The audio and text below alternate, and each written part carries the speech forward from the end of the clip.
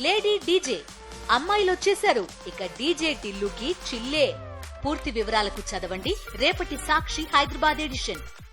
వాతావరణంలో వచ్చిన మార్పుల వల్ల తెలంగాణ వ్యాప్తంగా వైరల్ ఫీవర్స్ పెరుగుతున్నాయి. జలుబు, దగ్గు, జ్వరాలతో హాస్పిటల్స్ కు క్యూ కడుతున్నారు బాధితులు.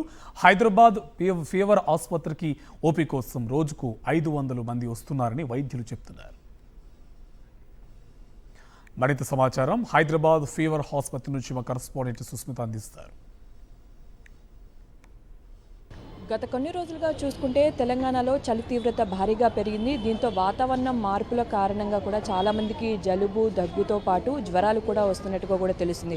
సో ప్రస్తుతం మనం ఫీవర్ ఆసుపత్రిలో ఉన్నాము. గతంతో పోలిస్తే ఇప్పటికీ ఓపీ చాలా వరకు పెరిగిందని వైద్యులు చెప్తా ఉన్నారు. ప్రస్తుతం మనం చూస్తుంటే చాలామంది కూడా ఓపీ కోసం ఎదురు చూస్తున్న పరిస్థితి కనిపిస్తున్నాయి. అయితే జలుబు, దగ్గు కదా అని చెప్పి నెగ్లెక్ట్ చేస్తే మాత్రం జ్వరాలు మాత్రం హై ఫీవర్ వస్తుందని కూడా వైద్యులు చెప్తూ ఉన్నారు. అయితే ఇప్పటికే చికెన్ గున్యా, డెంగ్యూ కేసెస్ కూడా నమోదవుతున్నట్టు కూడా వైద్యులు చెప్తున్న పరిస్థితి కనిపిస్తుంది. అయితే ఫీవర్ ఆసుపత్రిలో ఇంతకు మునుపు వరకు కూడా చూసుకుంటే 100 నుంచి 200 ఓపీ ఉండాల్సింది. గత 2-3 రోజులుగా కూడా చూసుకుంటే 500 నుంచి 800 వరకు కూడా ఓపీ పెరిగినట్టుగా కూడా వైద్యులు చెప్తూ ఉన్నారు. ఒకవైపు చిన్నపిల్లల నుంచి పెద్దవారి వరకు కూడా ఒకవైపు పూర్తిగా జ్వరాలకు ఎఫెక్ట్ అయినట్టున్నట్టు కూడా తెలిసింది. వాతావరణం మార్పుల కారణంగా చాలామందికి జలుబు, దగ్గు, జ్వరాలతో పాటు పూర్తిగా ఒళ్ళు నొప్పులు ఉంటున్నాయని కూడా చెప్తూ ఉన్నారు. చాలామంది సుదూర ప్రాంతాల నుంచి ఫీవర్ ఆసుపత్రికి ఇక్కడికి వచ్చి చెక్ చేసుకుంటున్న పరిస్థితి కనిపిస్తుంది. ఒకవేళ మేజర్ అయితే తప్ప అడ్మిట్ చేసుకోవడం లేదని చెప్తున్నారు. ఒకవేళ నార్మల్ ఫీవర్ అయితే ఒకవైపు ట్యాబ్లెట్స్ ఇచ్చి పంపించి వేస్తున్నారు. చికెన్ గున్యా, మలేరియా, డెంగ్యూ, టైఫాయిడ్ వంటి జ్వరాలు కూడా వస్తున్నట్టు కూడా చెప్తున్నారు. మనం చూస్తున్నాము చాలా వరకు చిన్నపిల్లలు కనిపిస్తున్న పరిస్థితి కనిపిస్తుంది. చాలా వరకు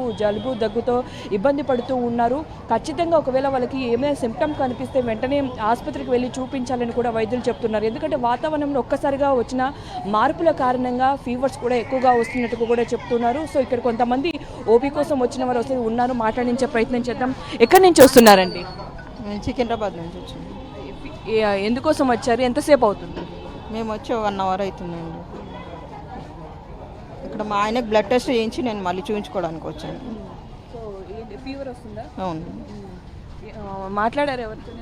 ఇంకెవరితో మాట్లాడలేను, ఇప్పుడే వచ్చాను ఇక్కడ లైన్లోకి.